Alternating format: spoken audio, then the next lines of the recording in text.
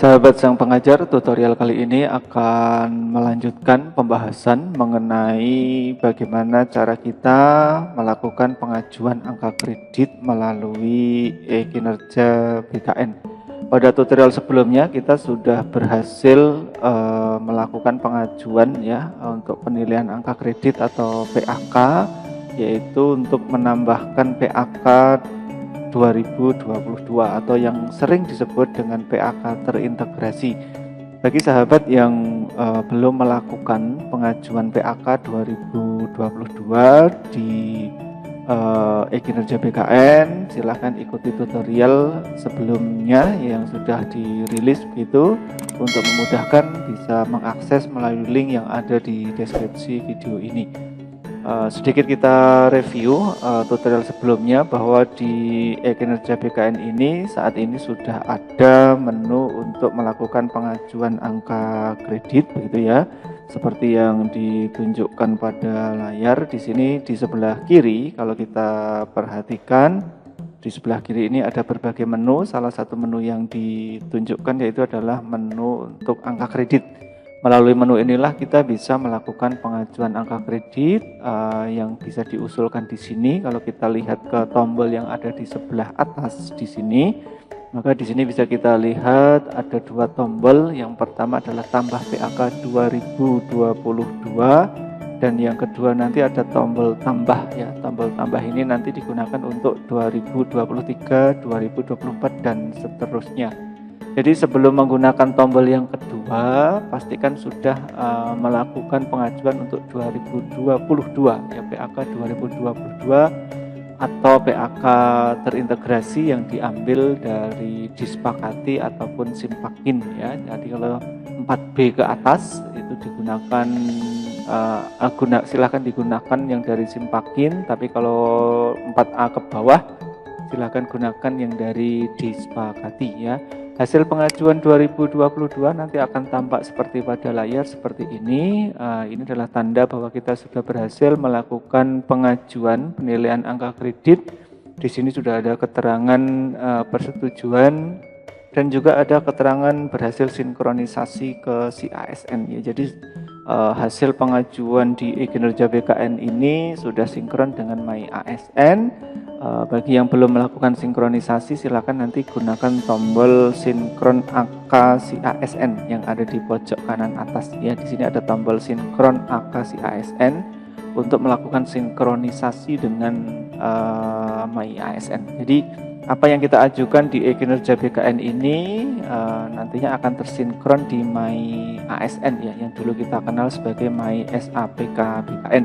Nah, jika PAK 2022 sudah disetujui, nanti akan tampak seperti pada layar. Di sini sudah ada angka kredit yang lama berapa, perolehannya yang baru berapa, begitu sesuai dari hasil yang ada di simpakin atau disepakati. Nah, jika ini sudah kita lakukan, berarti kita sudah berhasil melakukan pengajuan PAK untuk 2022, mengajukan di e-kinerja untuk bisa disinkronkan di My ASN.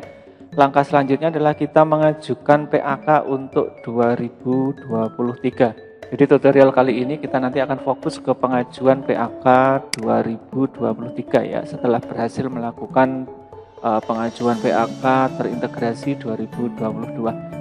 Untuk PAK 2023 kita nanti menggunakan tombol yang ada di tengah ini, tombol hijau yang ada tulisannya tambah ya, tinggal diklik saja seperti ini. Kemudian silakan dipilih ya. Untuk 2023 ini nanti berarti kita angka kreditnya diperoleh dari konversi SKP 2023 yang lalu.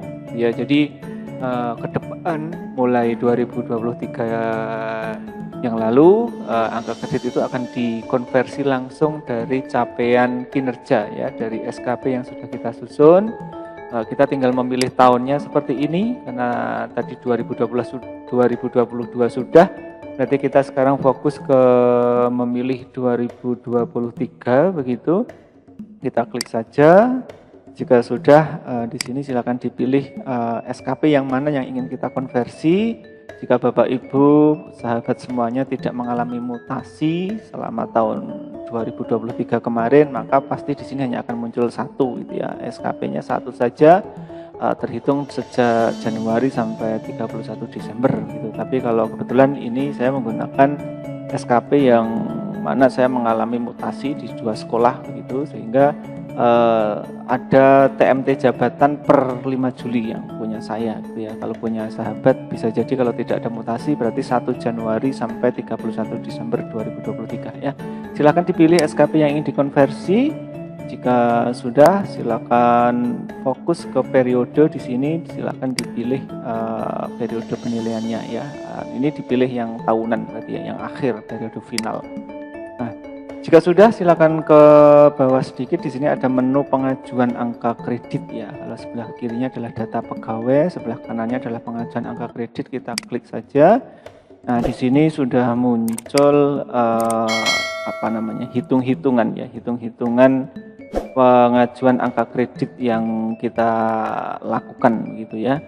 Di sini ada keterangan jika TMT jabatan itu lebih dari periode awal penilaian kinerja, maka jumlah bulan penilaian dihitung sejak TMT jabatan. Artinya seperti yang saya ajukan ini, karena TMT jabatannya adalah Juli 2023, maka yang dihitung di sini adalah bulan penilaian hanya sejak TMT jabatan saja ya, tidak sejak bulan penilaian. Tadi kan bulan penilaiannya sejak 1 Januari ya, gitu ya. Tapi karena mengalami perubahan jabatan, maka yang digunakan di sini adalah TMT jabatannya. Kalau lebih begitu, sehingga hanya dihitung 6 bulan. Kalau tidak mengalami pergantian jabatan, maka di sini full dihitung 12 ya, 12 bulan per 12 gitu, sehingga betul-betul yang diperoleh angka kreditnya 100% ya, bisa dipahami ya. Jadi karena di sini saya mengalami perubahan jabatan di bulan Juli begitu, maka yang dihitung hanya sejak TMT-nya begitu, tidak hanya dihitung sejak TMT saja, TMT jabatannya, tidak dari awal tahun begitu. Dan teman-teman saya rasa kalau tidak mengalami perubahan jabatan, maka di sini tetap 12 per 12 gitu ya.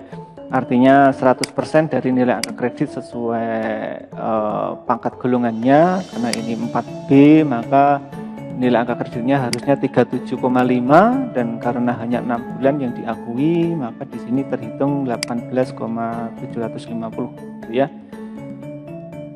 Jika sudah, kita scroll ke bawah. Di sini ada angka kredit perolehan untuk kenaikan pangkatnya terhitung 68 sekian. Kemudian angka kredit untuk kenaikan jabatan di sini terhitung 218,905.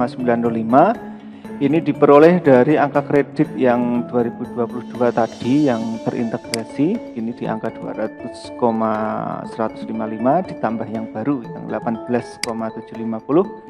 Sehingga perolehannya adalah 218,905.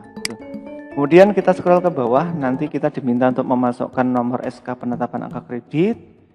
Ini dikosongi saja begitu. Kemudian kita ke bawah, silakan diisikan tempat atau lokasi penandatanganan SKPAK-nya begitu. Isikan kabupaten atau kota kita, kemudian tanggalnya tanggal pengajuan saja. Nantinya akan tanggal ini akan disesuaikan oleh atasan gitu ya, yang menyetujui ini. Nah, kemudian di bagian bawah di sini ada keterangan jika pengajuan tidak dilakukan di akhir tahun, maka harus memilih apakah untuk kenaikan pangkat dan atau kenaikan jabatan ya. Kita juga bisa mengabaikan dengan tidak mengklik ya pada kenaikan pangkat dan kenaikan jabatan ini. Jika sudah, kita klik saja OK.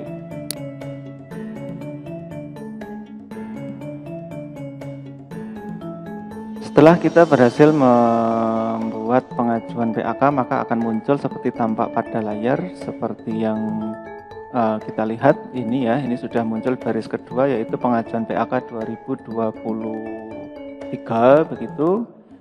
Bedanya dengan yang baris pertama, kalau 2022 itu adalah kinerja yang terintegrasi ya, PAK terintegrasi. Kalau ini adalah PAK konversi dari SKP 2023. Langkah selanjutnya tinggal kita klik tombol biru yang ada di sebelah kanan, lalu kita bisa lihat preview PAK-nya. Kita klik buat preview PAK. Gitu.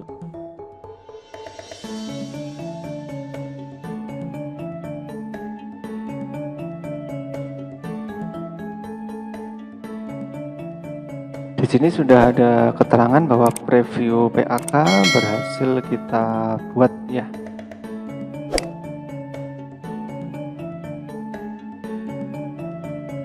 Kita bisa melihat unduh preview PAK-nya ya. Di sini ada menu untuk unduh preview PAK.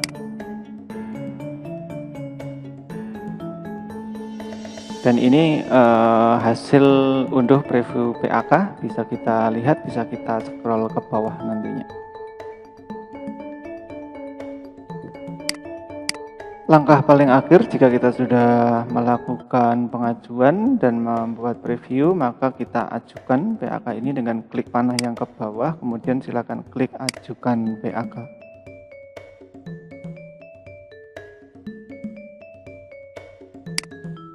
Silakan klik OK jika semuanya sudah benar.